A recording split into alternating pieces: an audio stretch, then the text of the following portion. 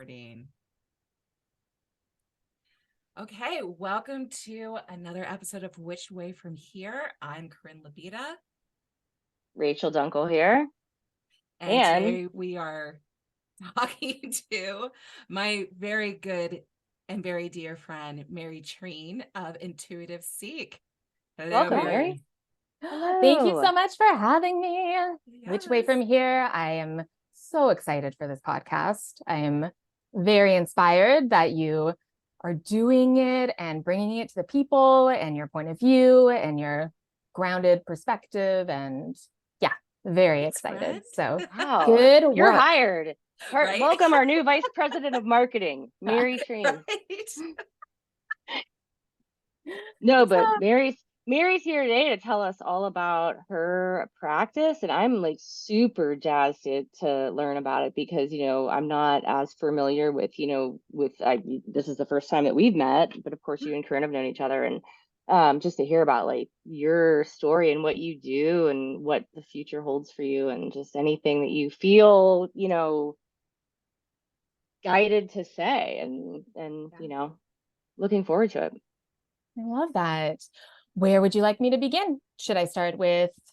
Corinne, do you have any? Oh, wait, maybe because Corinne knows more that she's going to ask the like hard questions. So I'll ask like the, easy questions. So seriously though, how did you like this is your practice, this is your profession, this is what you do day in and day out. So like Yeah. how, which is amazing because, how did you discover this passion and how did you kind of get started, I guess?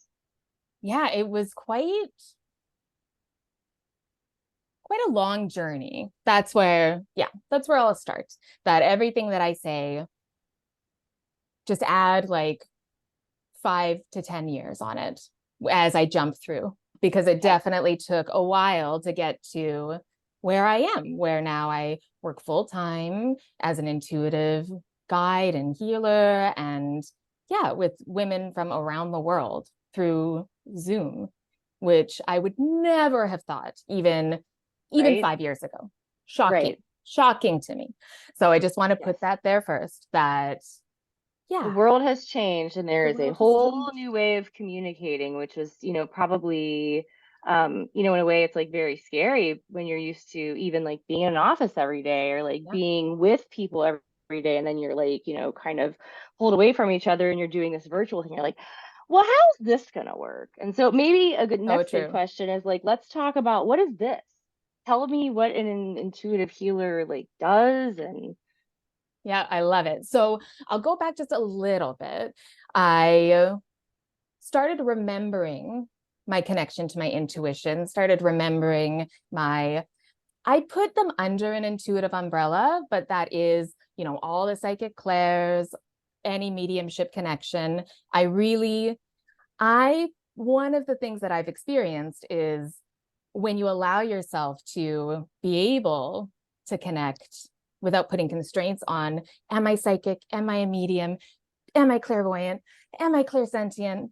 If you just explore your energy and the way you connect, you are all of those things if you want to be. I am Totally. not trying to define it and just be it. So, you mentioned intuition. So for maybe somebody who's not entirely sure, like what is intuition? What does that even mean? If you had to like kind of, we just talked about not defining things, but like what is intuition? Let's describe. Let's describe. I'm gonna steal that, by the way. We'll describe it. So the one thing for me is I was a very intuitive child. And then when I was around 11, hormones, experiences, I completely shut that off, which is a very common story. And I just went through my life and was really living quite untethered, always super creative, huge amount of anxiety, huge amount of depression, a lot of emotional, I would say, waves without any kind of diagnosis. I was lucky to not have any kind of bipolar disorder or anything like that. But is that something that you tried to, like, did you try to define it and put a label on it? And okay. All right. definitely. But I never had those, I never checked all the boxes, but there was something missing. So for me, in hindsight, these are all kind of manifestations of me not having any connection to my intuition, which for me is that connection of my energy that holds everything that I would ever need to know. And also the translator for anything that I would ever want to connect to in this world and in the unseen. So in all aspects. So my intuition was not a factor in any choices I made, anywhere I went, but it was something that yelled at me through my body and my emotional experiences. So when I That's went brave. through, That's very yeah, brave to just accept that. And, but was there a point at which you were like, this is it? Like, this yeah, is what how did that feel? Like when because like you push against like everything you're not maybe push against, but you try to make sense of it, and then you've got all these forces working against you, not only like the growth and the hormones and everything that you mhm. mentioned, but also a lot of external forces Oh yeah, in every direction. So like it's very brave for you to go, I just need to feel what I'm feeling, and that's okay. And yeah. so like what was that moment like for you? Well, I kind of moved through my life. I'm from Canada, so I grew up in Alberta, and then I just kind of flew. It's all kind of floating, it feels like, because and this was me working with my intuition without really understanding it, but I would receive opportunities to go places, move different places, start something with somebody, work with them, and I would just go. I would have that kind of instinct of, well, change is better. So I was always changing. So Mhm. I, after high school, went and lived and worked at this like 5-star resort in this mountain community in Alberta. And then from there, I met somebody who lived in Vancouver. And so I was like, oh, I've always wanted to go to Vancouver. So I went to Vancouver, and I've been here for 16, 17 years now. And that's where I live. And then somebody really loved my art because I was an artist and I was also a makeup artist. And they were like, oh, you can do that for a living. And I thought, oh, I didn't know that, because I was really in my head. I was very much just going with the flow. University didn't work out for me fully.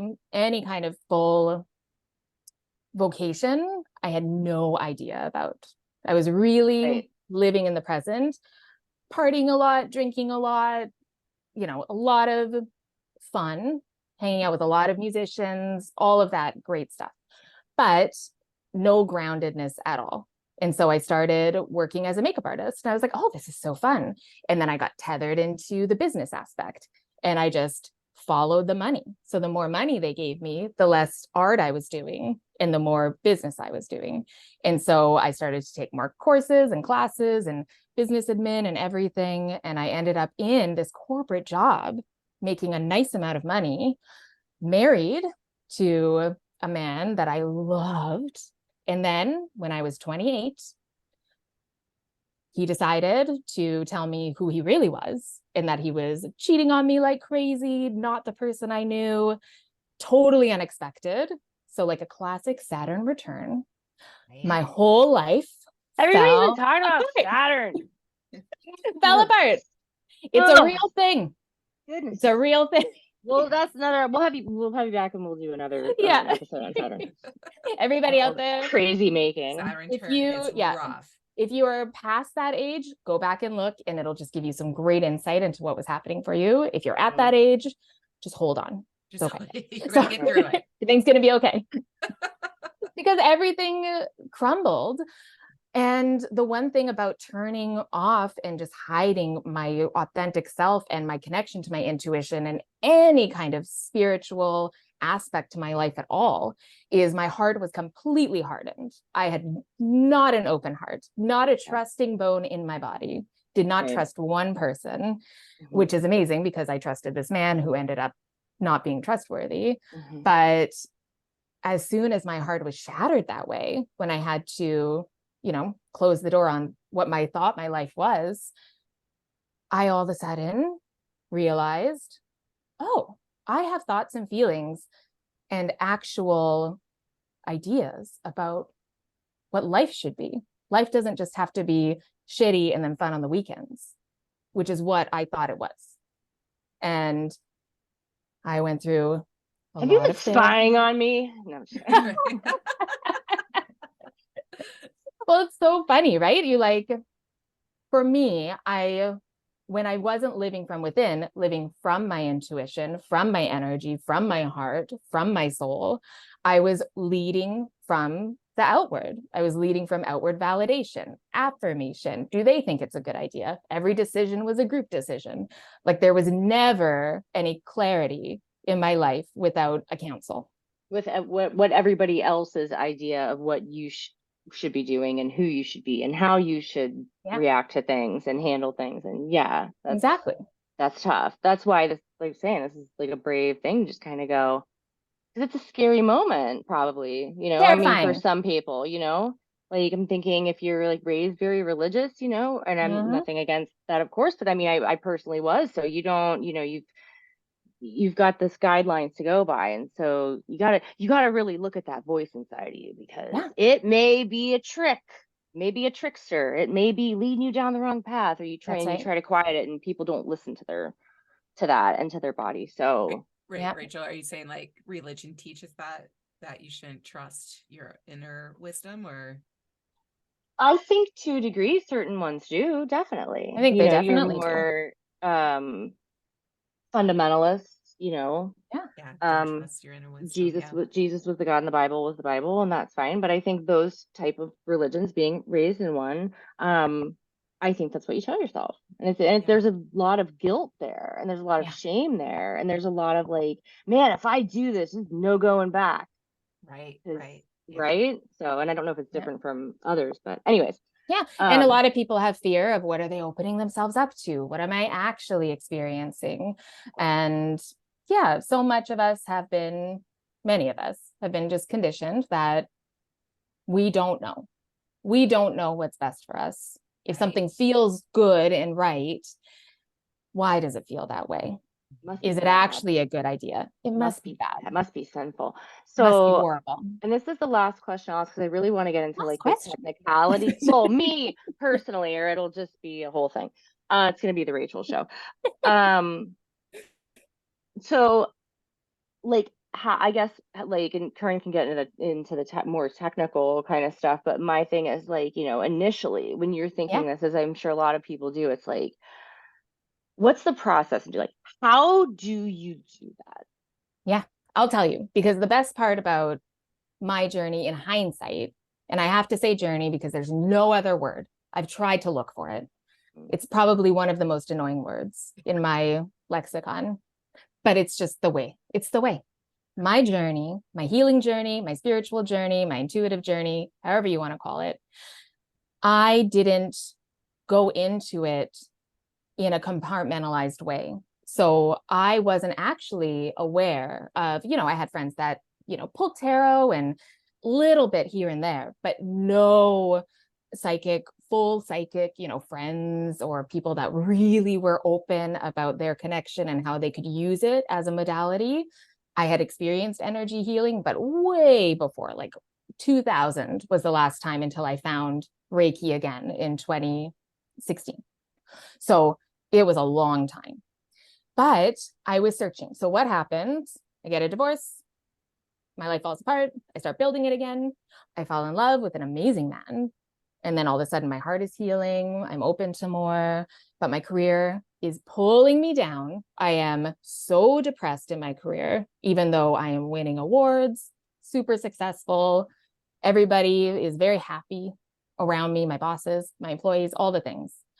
But I was so unhappy, like so unhappy, so much anxiety. Every day I would drive to work and I would be praying to, and I would always say, God, the universe, whoever, please show me my purpose. I cannot do this anymore. I cannot do this.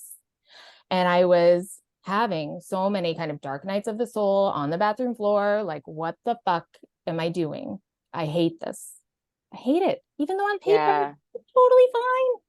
Right. No problem at all. But it was so unaligned that it was like itching and fire in my body to get out.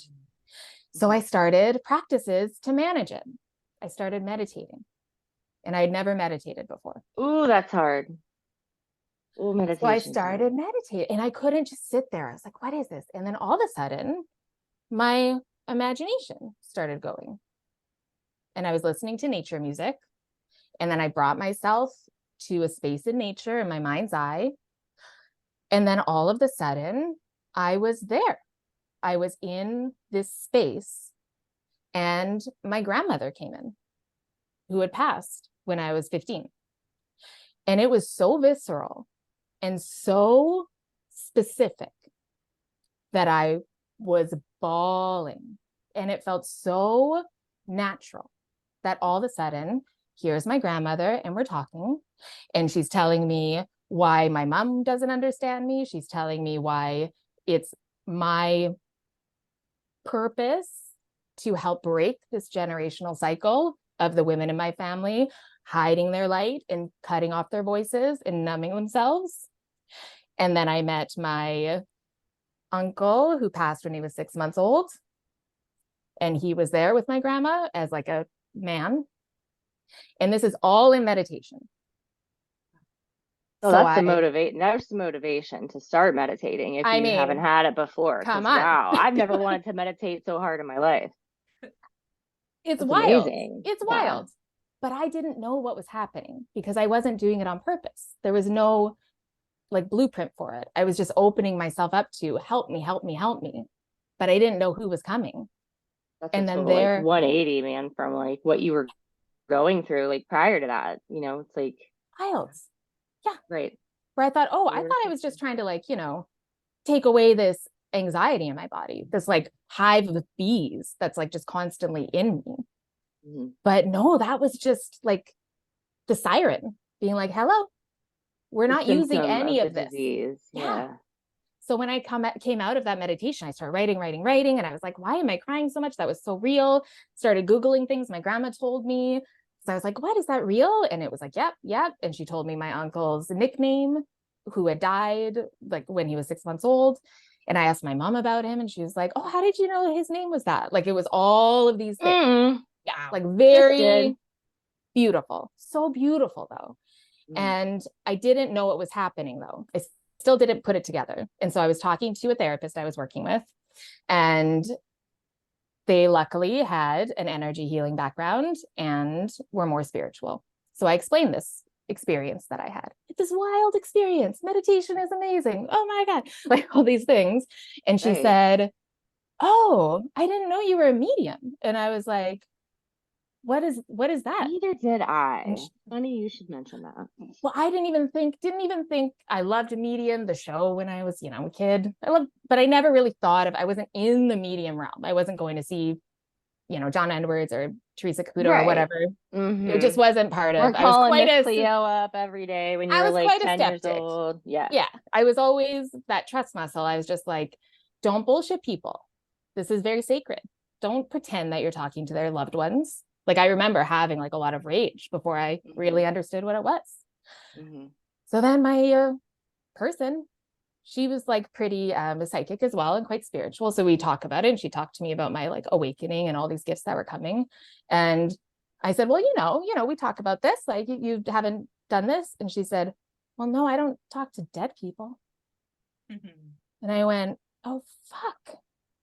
Like y'all were on the same page. Yeah. I was just gonna say, like, you're so lucky to have a therapist who's like understanding of this side of you and encouraging you. And then it's like, well, I mean, still did, obviously, which is but another timing part, right? Because I found this person, I just had to follow. I'm like, I need somebody. This person looks good, and then perfect timing.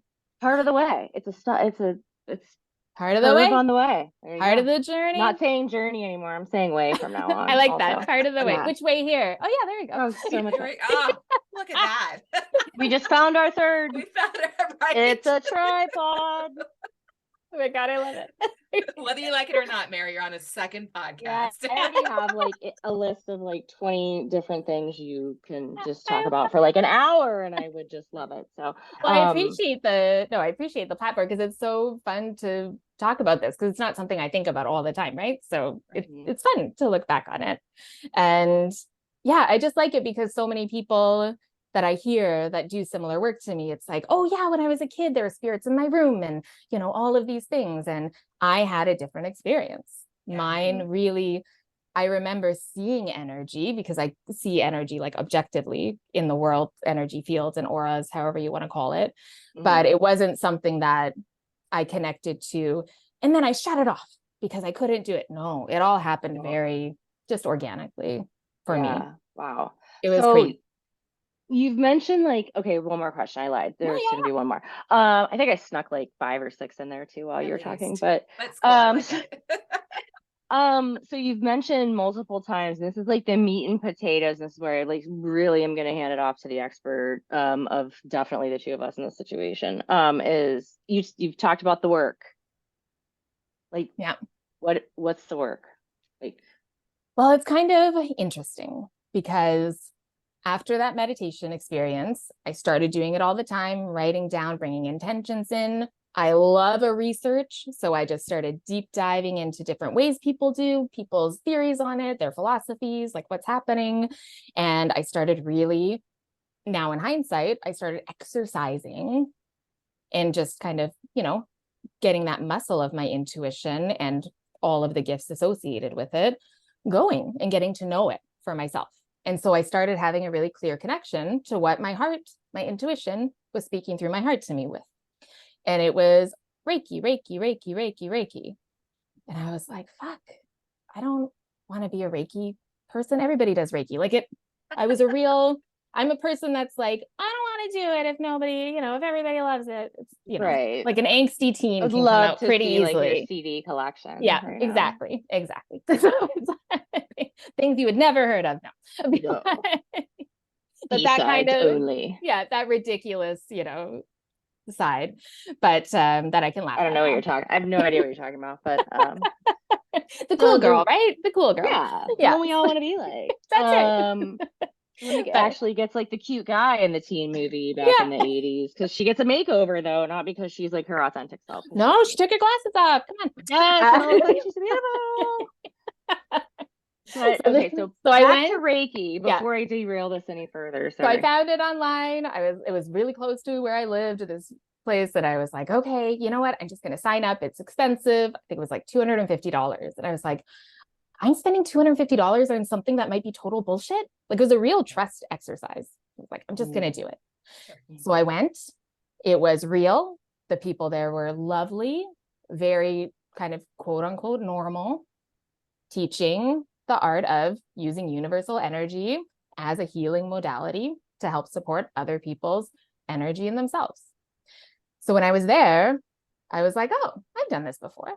I've worked with this. Maybe I didn't know it was Reiki, but I felt this before. And then when I tried, we practiced.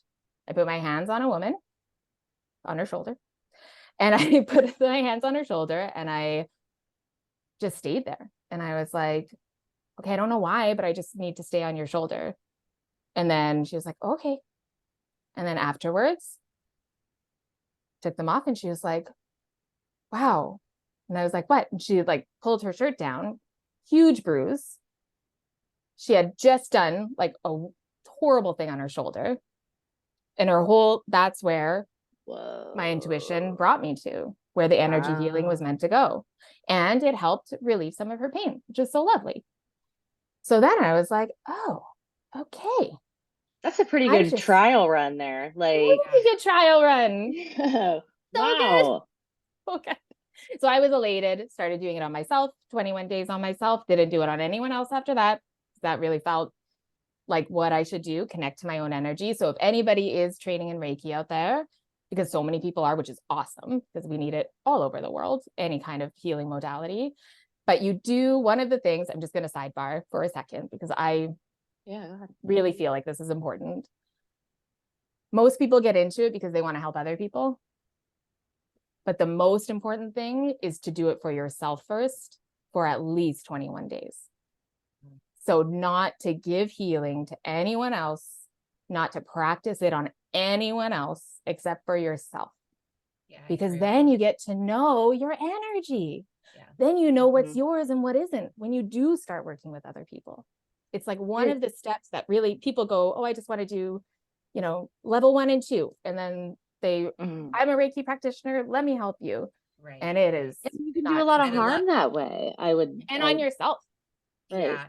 I mean, And and to more others. like a Yeah. lot of people, so Reiki, you can't really harm others with it. No. Like, it's not like, You won't you, help them. And yeah, you'll it's, discourage them probably well, from doing it it's again, more of, maybe. it's more of one of those things where it's more harmful to the practitioner Yeah. if they don't know what's going on. Like, if they don't know their own energy and they're picking up other people's stuff, thinking that it's Mm, them, Yeah. themselves, and not properly clearing or whatever. Like, it's that makes actually, yeah, sense. it's not the client that's ever in danger. It's, Like oh, susceptible. It's yeah, more, yeah, okay, that it's makes sense. definitely the It's the person practitioner. that's Yeah. opening themselves up to Mhm. give, and there is no boundary or awareness of what is actually happening. Exactly. So the lucky thing is I did that. Feel so fortunate that I really listened to that, because the first person I started working on, all of a sudden I could feel their tension, pain, an area on their body that needed attention. I could feel it in my body, but it wasn't in my body Right. because Yeah. I had created an energetic boundary and gotten to know myself. So part of my practice started to be born by me getting to know my own energy. So some people call it like empathic expression, empathic healing. I think it's just part of an intuitive way that I utilize my energy, but that is a main part of my practice, especially online, is I tune into the person and then I feel whether their back is aching or if their neck is totally in pain or something happening maybe in their hip or their womb. But it's not me feeling that pain. It's my body being used as a mirror. And if Mm, you're not aware of your own energy, you could just be like, I can't do this work anymore. This is killing me. I have to be in bed all day. And that is a person that does not have proper boundaries, does that because happen? this work, Like, oh Oh yeah, yeah. people are like, I Yeah. can't do it anymore, just because it depletes them. But it's not mhm, really depleting them. They're just, their energy fields are getting kind of mixed up and mhm. a little perverted, just not Yeah. being used the right way. How do you set that boundary? Yeah, Like, you get to learn your own energy, and it's pretty easy. okay. And But you you have just to, say, like, this is what I am, this is nothing's crossing this. I won't accept this, or I'm gonna like, yeah. But it's not that quick, unfortunately. There's no damn. fast way. You have to get to know your energy through practice. And then you set the intention. I will not take, you have your own way of saying whatever Mhm. works. And yeah, but really getting to know your own energy is the number one base of any intuitive psychic mediumship practice when you are looking to connect and read or heal anything that you want to use as a modality. Knowing your energy, knowing when it's grounded, knowing when it's not yours, knowing what it is, all of those things. Energetic hygiene, some people call it. Like You it. just learned Stealing Yeah. it. that one too. Yeah. And you know this if you've been in an office and you walk in and everybody's quiet, but you know that somebody just had a fight or somebody just did something super rude to somebody else. But everybody, everything's fine. But Mm. you're like, no, what the fuck is going on in here? Something Yeah. stinks in here. A little You're fishy in receiving here. Right. all the energy, even though there's nothing technically happening. Yes. So if you don't know that, then you take that and you're angry all day or you snap at the person. Were they talking about me? Yeah. Was I the problem? Internalize it. Exactly. So, Start talking to other people, spread rumors, spread mhm. hurt. I mean, So you could see how this happens. This is a pretty big thing that happens everywhere. all day, every day. A real human thing. Yeah. So I learned how to do that. And then my modality just kind of came through. I started developing more, and every session that I had helped me learn more about what I could offer and what I did. And I started, as I was doing the energy healing, I was also connecting to a past life that may be connected to why this, part of the diaphragm is always feeling tight. Or maybe it's a loved one in spirit that is trying to get their attention to know something about what they're not listening to in their heart. So my whole purpose as a healer is I facilitate the healing that you are already able to do on your own, but I just create that container and bring it that support and that kind of, not acceleration, but like activation. Yeah. Which is because Corinne has been, Corinne and I have worked together. Yeah. She, first of all, Mary is one of the most amazing practitioners out there, period. Like she is outstanding. And so I highly recommend doing sessions with her because, oh my goodness, they are visceral. And the other thing that I absolutely love about Mary is the fact that the way that she frames things, where she, and I'm the same way, where it's really important that the individual who is getting the help understands that their body is doing the thing. And what Mary is doing is amplifying and facilitating, creating the container, like she just said. But like, it's not like she's coming down from on high to heal you. And like any practitioner that anyone could come across that holds themselves kind of like in that teacher role or that I'm elevated role, it's someone that you don't really want to mess with. You don't want working on you. Interesting. Like, always, always, always be within the context of your body's doing the thing. I'm here to help it do it more readily and help you remove any blocks or however else. Like, I'm not doing it. Boss versus a manager, you know, if I've ever heard that, it's like not somebody who's doing it for you. It's they're helping you, a mentor, if you will, almost for your how we can do this and accomplish this together. I would telling you how.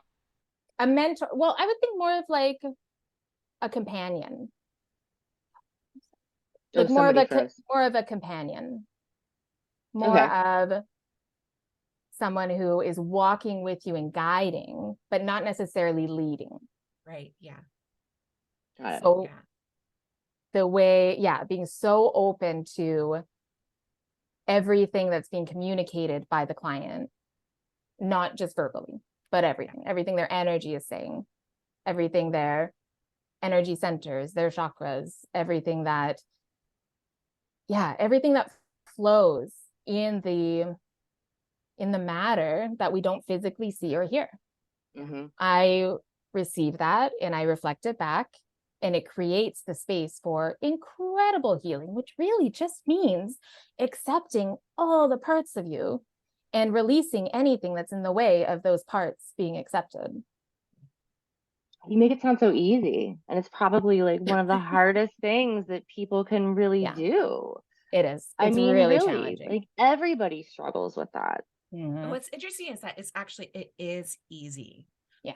And the challenge is letting go of the narrative that says it should be hard, that anything that's worthwhile has to be worked hard for. Well, isn't that true? Yeah. And that when we let go of that narrative and accept the ease of, oh, our bodies just do this. We are designed to just let go, release, and not take on what is not us.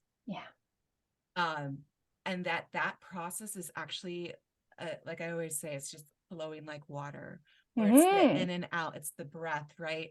That we just naturally do, and we naturally are.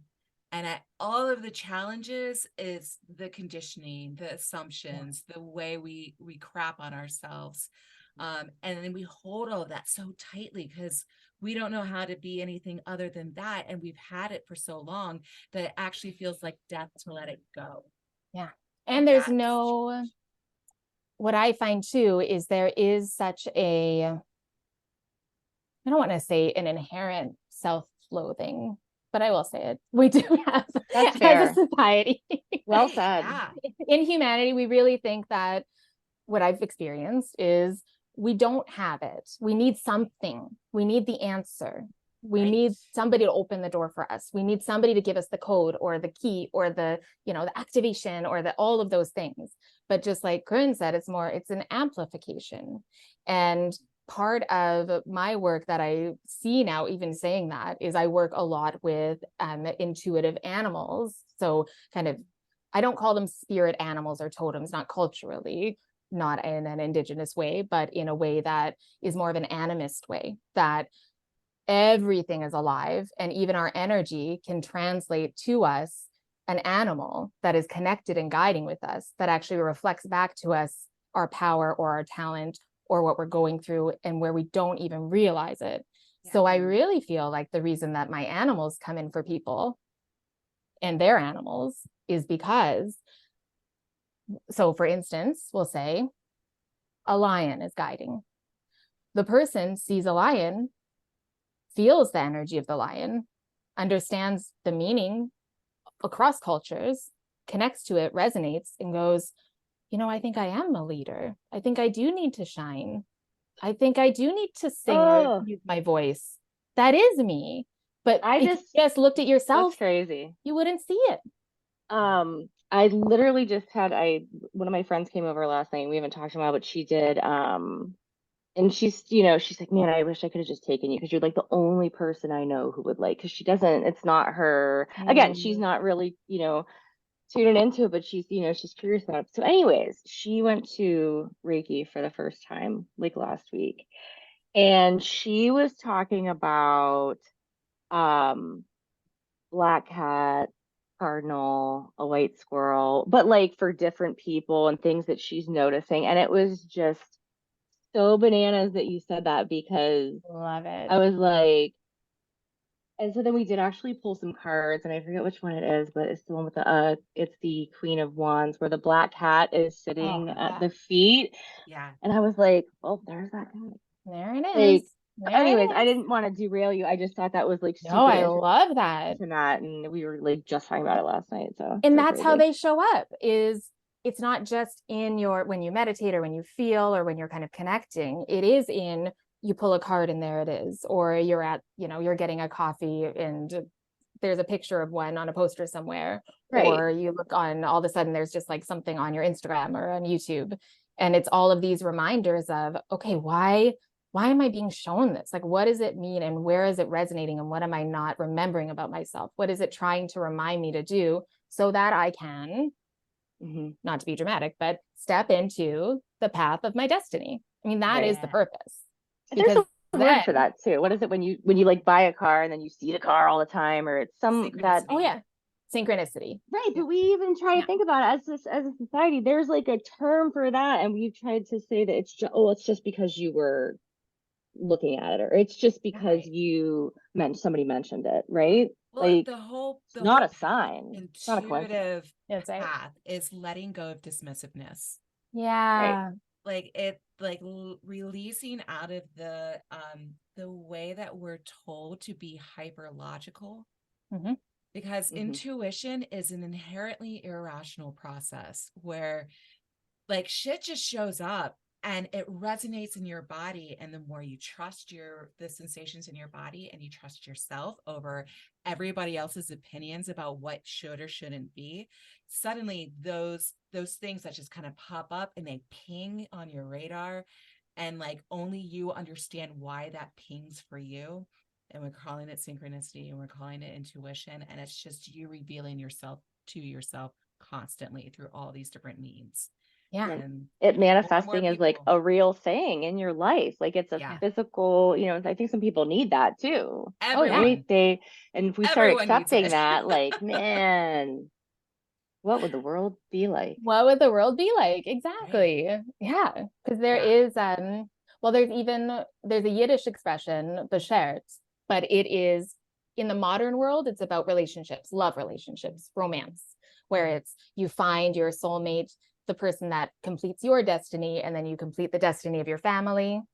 But the root of it, like the original meaning of it, was to fulfill your personal destiny, thereby fulfilling the destiny of the world, because it keeps we got it back out.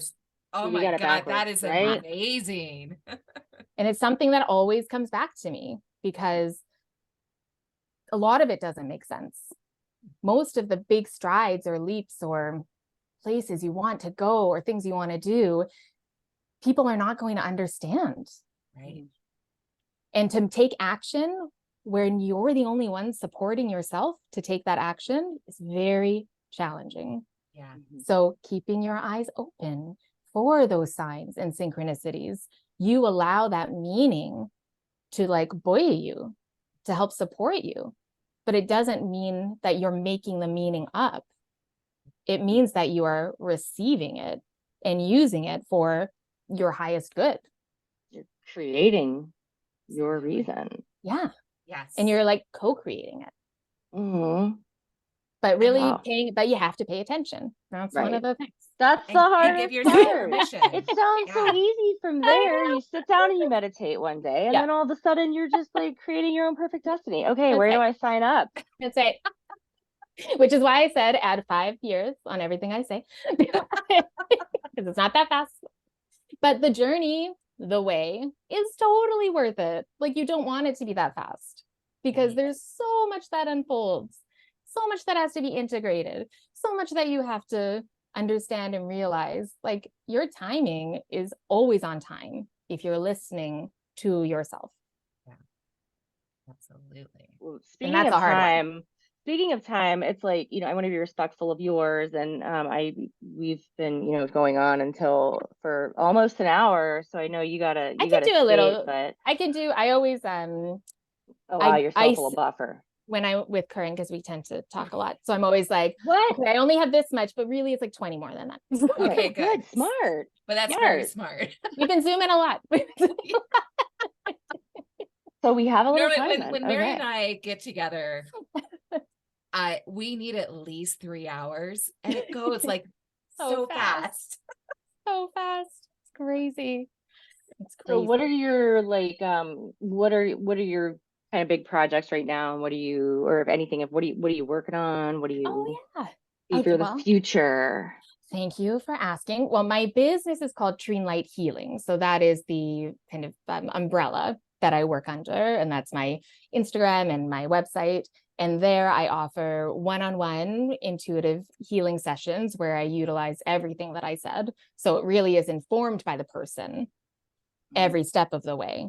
But the whole time it is about understanding what is asking for attention, what is in the way of you accepting a part of yourself, and also what is that part of myself? What is it? I can't see it. So really bringing it in. But the main thing that I do is I do a 4-month, I call it a package or a program or an experience, because just like Corinne was saying, we work together for 4 months and then my clients learn how to work with their own energy. So they don't have to see me every week forever or every month forever. It's like an intensive, because I was noticing that people really like to come back, which is great, which is so lovely. I love my clients. I love people that want to come because everybody needs help and I love to serve, but I wanted to empower. So that's why I did the 4 months, because it didn't feel as empowering when people were looking to me, like Corinne said, as somebody to give them the answers. Because we can be resistant on just doing it. So that's one of the main things that I do right now.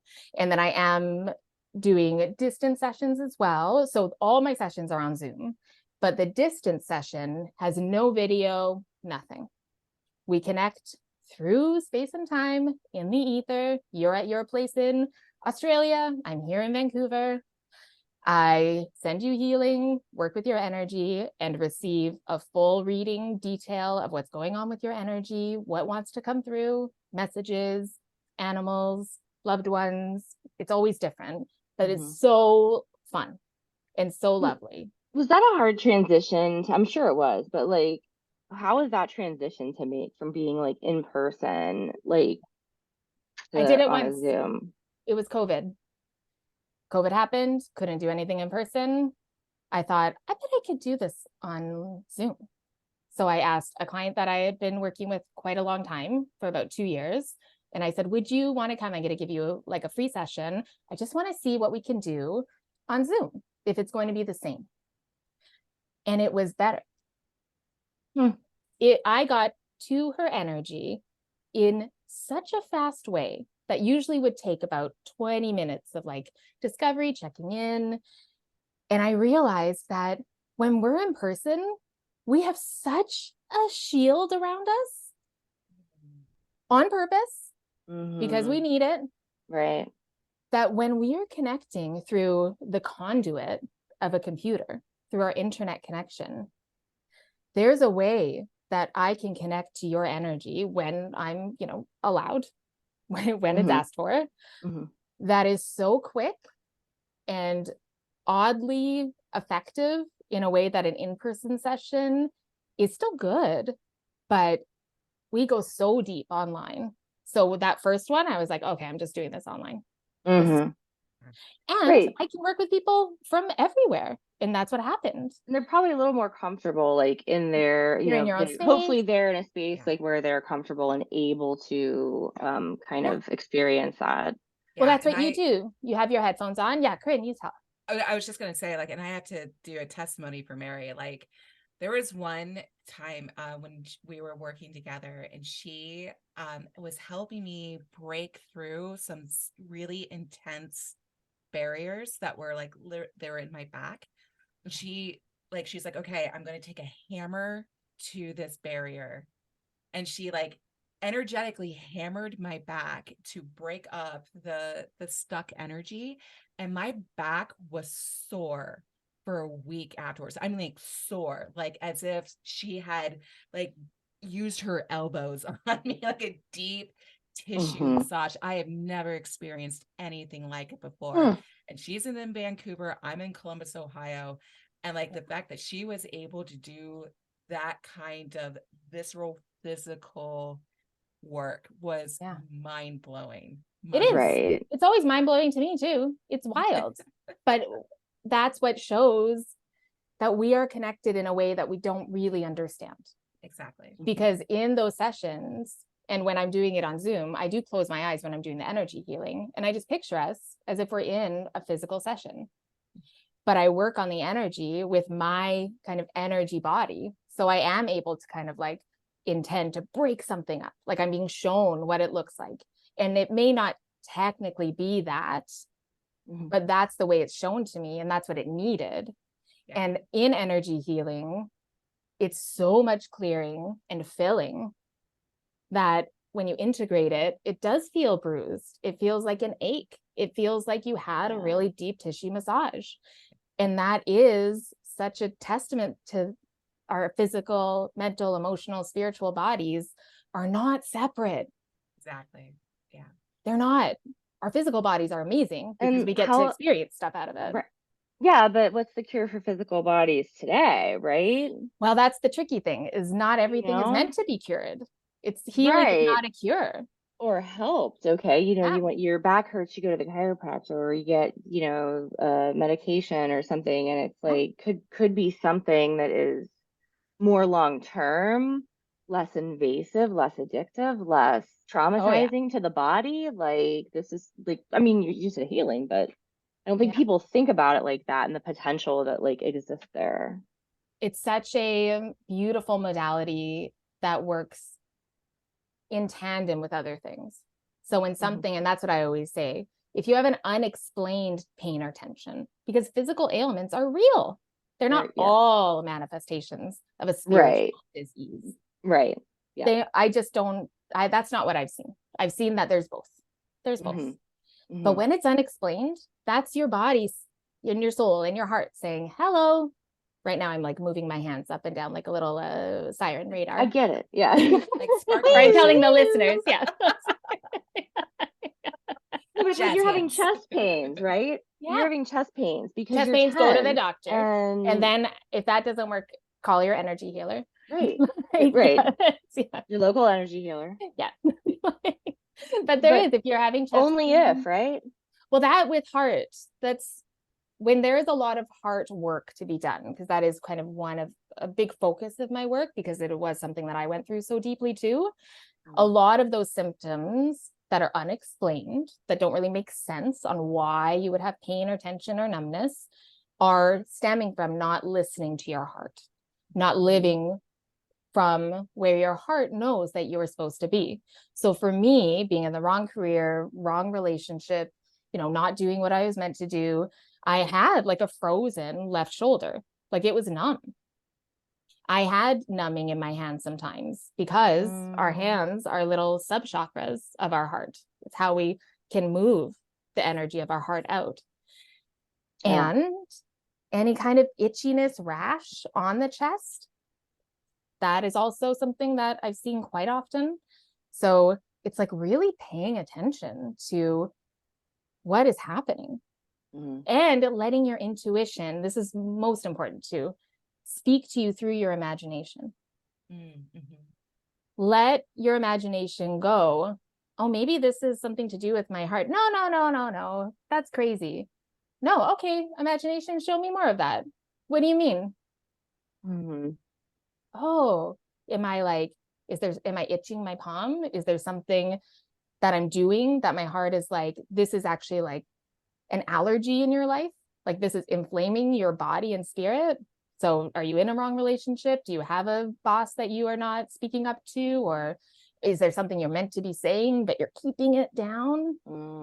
Like there's a lot of self-discovery that doesn't just have to be like talk therapy.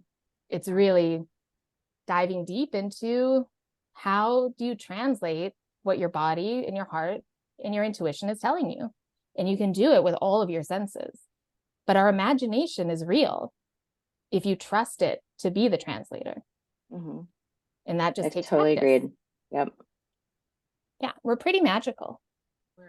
We are. It's a natural magic. Yes. I really hope that we all can realize it. And I hope that anybody who's listening, because I'm sure this definitely, I could identify with a lot of things you said. And I'm sure that, man, if there are people out there that didn't identify with at least one thing that was said, you need to call like right now, because friend. But no, I mean, I think that even just getting the process started of trying to recognize these things yeah, is so true. helpful. Start there, Yeah. If it resonated with you, like, start there. Get curious and be brave. Be very brave. And be gentle with yourself. Be gentle. I love it. And with meditations, if you feel a little bit maybe intimidated, or I don't have time for it, or I don't really know how to do it, on my podcast, Intuitive Seek, which is a grounded approach to all things intuition. So I just share kind of everything of my journey and things that I'm interested in and modalities I hear about and all of these things. My last episode, I just did a deep dive. It's a new series I'm doing called Intuitive Lab. And I did a deep dive into quantum spoon bending. And I told so cool. all about my experience with it, what I thought about it, the history of it, what I experienced. I don't want to give too much away, but yeah. Oh my God. I'm yeah. You know what I'm doing tonight? But on my podcast, I have so many guided meditations. So free resource, so many. Ones to let go of energy, ones for self-healing, ones for grounding, ones for clarity. If you sign up on my website for my newsletter, you get a download for a journey that I made to guide you into meeting your wise heart. So it's a way for you to really connect to that space and that wisdom in your heart. So I do have a lot of free resources too. That is so cool. Yeah, I love them. I'm excited to check that out. So fun. I know there's so much more to say. I want to talk more. I feel like we could have multiple. You're coming back. Yeah, sure. this is happening. We'll see you in Vancouver. I love it. Monthly co-host, we can pick a topic. We could talk about it. Yes. Oh, wonderful. All right. Like every other month or whatever works. Oh, we're doing that. We're absolutely Stay tuned. Stay tuned. There's so many fun things. Right? Oh my goodness. Like and what should intuitive coffee talk with Mary Treen? I don't know. Like I love it. Something like that. It's good. We'll because I just Corinne, that's another new thing. Cocktails. Yeah, exactly. That's another new thing that I just finished actually, is I started to, just like the Reiki, just like meditation, I started to get this pull to explore end-of-life doulaship. So being a death doula. And I just finished my training. So I just finished it last weekend, was our last hours for it. And I have my first volunteering set up at a hospice next week. And I did it because I felt a real call to support emotionally and spiritually the dying, but also their families and people whose pets are nearing end of life, and supporting them through it. Because the grief work and the energy work that goes with that is, if you are not supported, it can be, as probably all of us know, so just debilitating to your life. And especially if you are the one dying, which none of us have experienced yet because we're here. But a lot of the times our families aren't equipped to help us understand the meaning of our life, to look back on the legacy, to understand how we want to die. What does dying well even mean? So it's also setting up the plan for your end of life too. But that's a new thing that I've been called to. And I'll say called because it is a little bit of a calling. I felt a pull. But yeah, so that's a new thing that because the one thing that I really heard in this training, and it was like 32 hours, it was really lovely, beautiful, at Douglas College here in Vancouver. And the thing that really stuck out was the teacher. She had been 15 years as a death doula, and she said everyone dies the way they live. So if they're very fearful when they're living, they will be afraid when they're dying. If they know how to surrender and relax and be adaptable, then their death is really peaceful. So that inspired me to be like, yes, we need to live well so we can die as well as possible. So it's not just like a shock when it comes, because it's where all of us are going. And it's not a disease. It's part of life. It's not a medical issue. Death is a cycle. But in my energy work, I know for sure that energy doesn't die. Right. So that energy goes somewhere. And it is still, we're able to access it, but it's just not in the physical. So, so very a new kind of way that I'm doing my work as well. So we'll see. That to be determined. But that's gonna be like episode 34, because we got to build up to that one. Oh yeah. And wait until I have more experience with it too, more practical experience. Yeah. Even just hearing what you said and just now being very curious about the whole thing, I'm like, just what you said, like passing that on, about how you live is what and it sounds so simple, right? But we all make it really, really difficult. We don't have to. No. I feel like that's going to be like through line for all of our conversations. Because like letting go of rigidity, letting go of the need to figure it all out, use our brains, have the logic, have the quote unquote acceptable way of moving through things. And it's getting comfortable with the release of all of that. And the inherent discomfort that initially brings until you get used to the flow. And then you're like, oh, this doesn't have to suck. Yeah. And then you also are there to support friends and family and maybe even strangers in a better capacity. So when you go to work and they go, oh, my mom died, you don't go, oh, that sucks, or oh, I don't want to be near Susie because she seems pretty sad, so let's leave Susie alone. No, but we're so terrified that it's like contagious, or we don't have the words, but it's really just presence. Like we're here to help each other. So to feel more comfortable in the uncomfortable is helpful for all of us. It's not just, it really is. True. Yeah, no more small talk. It's important to know yourself. Like, that's why it's important to get to know yourself before you can, really practice this. Like, wow. Oh my gosh, exactly. Such a circle. Exactly. Wow. And then you give everyone else permission to do the same. And then people become happier.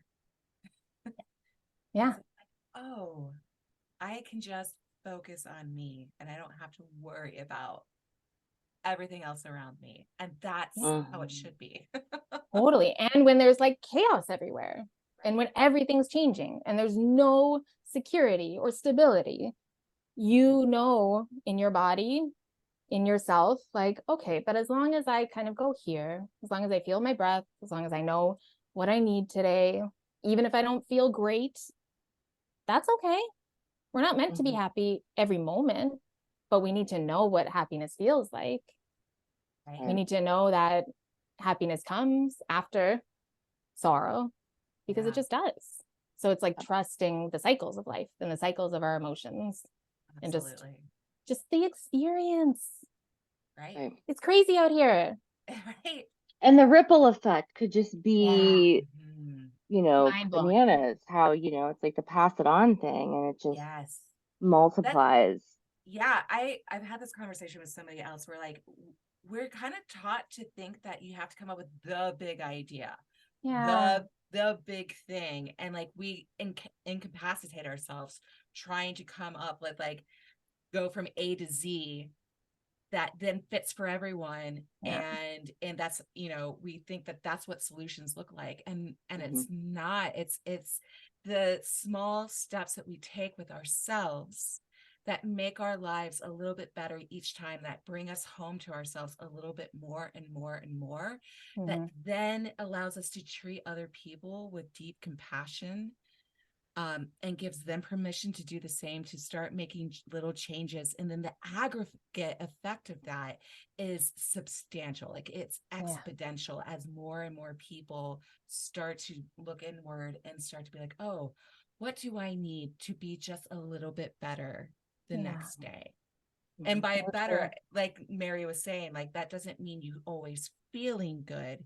It's more of like, how do I know the proper place within myself for all of these different things that I'm feeling, so that they flow through and out easily, and I don't have to get caught on any one thing. Peace. Just totally. Peace. Exactly. And because there isn't, and one of the reasons there isn't a widespread kind of awareness of this, that we need to find it all for ourselves and what process works for us, and that it takes a long time, is because it's not very marketable. Right. Like one size fits all can be sold so easily. 5 steps to this, easy, A to Z, easy, buy it. But no, it's not. No, it's not. We're all so different. That's our culture, you know, and especially here. I mean, all the I would hacks. say, and maybe that's, you know, like the pendulum swings both ways. So we were at the height of that, and maybe now, you know, we're coming back to ourselves, hopefully a little bit, allowing ourselves to do that. And, you know, hopefully that will be the trend, because I think the world would be a much more beautiful and peaceful place if everybody was kind of at least having these conversations, right? It's true. It's so true. Yeah, there's so many great aspects to it. Yeah. So many. There's so many things to say. Do you know, I was just thinking, Corinne, I don't know if you have cards, but should we pull a card for the audience, a little collective card for us and everyone? Do you have like if you have one close by, especially if it's an oracle card, that'd be amazing. Yes, I do. That is exactly. Yes. Well, I happen to have my oracle cards right here. Perfect. So let's see what. Yeah, because timing wise, even if somebody listens to this in 4 years, this may be what the message they were meant to hear is. So let's see what the message is today for all of us and everyone out there. So fun. So fun. Oh, do you know what? That's so interesting.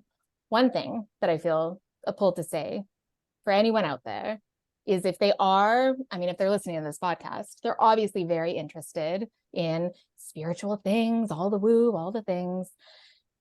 But when you are scared, when there's a fear of speaking it, of saying the thing that you're afraid somebody's going to think is weird, or that you're crazy, or that now you're in that phase. Okay, get your big hat and your pampas grass or whatever. It's like, no. When your heart is beating so fast, when you want to say something, just see if that is not nervousness, but if that's like your life force finally being able to be expressed. Yeah. Because it can feel like something you're meant to swallow, because it's so unfamiliar. But when you move past and just speak even if it's shaking, even if you're terrified of what somebody will say, sharing a creative piece, or even just something you think or what you were experiencing, or something in a meditation that maybe people will think is crazy. Say it. Just try to say it and see if it's easier the next time and the next time, because that was such a key for me to know that, oh, that excitement is actually like, that's the button of like, yes, this needs to be said. This is it. Did you find that too? Beautiful. Yeah. Yeah. I had that. Yes, I had that big as well, where I was just so overwhelmed by just wanting to say something, but then I would get it in my head and be like, oh, well, I'm just being too much again. Right. And like the process of no longer self-censoring and just being like, all right, this is just me. And, how people react to it is not my responsibility. That's right. Yeah. And like get that, but it's like everything else. It's a practice of doing that, because it is, especially for women, to keep yourself safe is to stay silent, and we're letting go of that shit right now. Which is what we needed. We needed it. We needed to be protected. We needed to be safe. Yes. That's why I really forgave my maternal line for being all of those things. Right. And instilling them in me, because they were trying to keep me safe. It wasn't a punishment. They were trying, but it just wasn't needed now. We don't need it anymore. Absolutely. No. Okay, card. Okay, let's see. All right. What do we need to know? Oh my God, I love it. This is the empty well card. Time to replenish. This is exactly what we were talking about. Love it. So this is classic. This is such a classic thing that happens to everyone, but I will say women, or more sensitive people, more empathic people, nurturers, the helpers. We really want to reach out and do things for others because it makes us feel good, but it also makes us feel like we're on purpose. When your well is empty, when you do not do anything to refill your energy, when you don't say no, set a boundary, when you do all the things because you think you should, there is nothing of value that you can give to somebody else except for a literal piece of your energy. So then your well, you start giving the bricks of the well. There's no water left. The well starts totally disintegrating. And that's when people get burnt out. That's when people get incredibly angry and have total compassion fatigue. That's when you just can't move anymore, or you're so frustrated, or you have no patience. It's because you haven't been taking care of your needs. So right now, somebody out there, it is time to replenish. There is no more output. No more output. If you keep trying to do things, nothing will happen. So don't do anything for anyone else for a moment. Don't do anything. Just bring things in. What can you receive? Can somebody help you with something? Who is actually there to support you that you are not paying attention to? Reach out for help. You don't have to do it alone. All those things, all those cliches, but it's really true. So is it time to replenish? Do you need to put a thing on your phone to tell you when to go to bed and actually listen to it? Do you have to parent yourself? Yes, like all of those things. What are you resisting because you don't want to do it because I don't have time? No, I'll do that. XYZ. Do it. Time to replenish. And that also reminds me, if anyone out there has been doing something, working on something, relationship, project, a piece of your career, and it hasn't been working, move on. Yeah. Close the door. Put it away. Let it go. Start something new, because there's nothing else there. It's empty. So yeah. How did that resonate for you guys? She told you, Corinne. No. No, I was just kidding about that. No, I think that that's resonates with all of us. Yeah. No, it totally resonates. I think everybody can I mean, so I good. certainly, stopped looking at my windows all the way from I said Veronica, whatever, Vancouver, I meant. Like, yeah, that resonated with me. Like, I think a lot of people, and I was actually thinking of people when you were saying that who I know, are really hurting or experiencing some of these things pretty hard. And so it's just kind of Beautiful. sending them some, I'm gonna Yeah. send them your podcast. I love it. Yeah, that was Thank you awesome. So so fun. Thank you much, Mary. so I much. love you This was so guys. good. Yeah, I was worried I So wouldn't great have enough seeing you. energy, but of course I did, because when we talk about this stuff, come on. It's so much fun. Exactly. So That's much our fun. thing. What are we gonna talk about? Awesome. Oh my gosh. I can't wait for our future Me follow-up too. episodes. Seriously. Oh, So many yeah. ideas. We So should do one creative. on the Coming on spoon way. bending. Oh, Yeah, the spoon bending is absolutely. interesting. I have a I whole made new a perspective list. of it. Yeah.